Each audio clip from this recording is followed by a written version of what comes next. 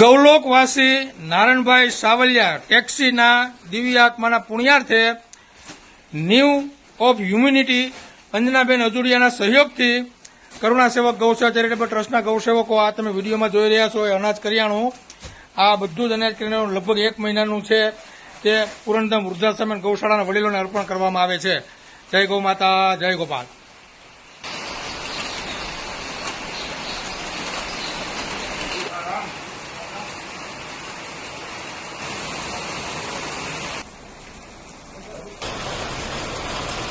આપણે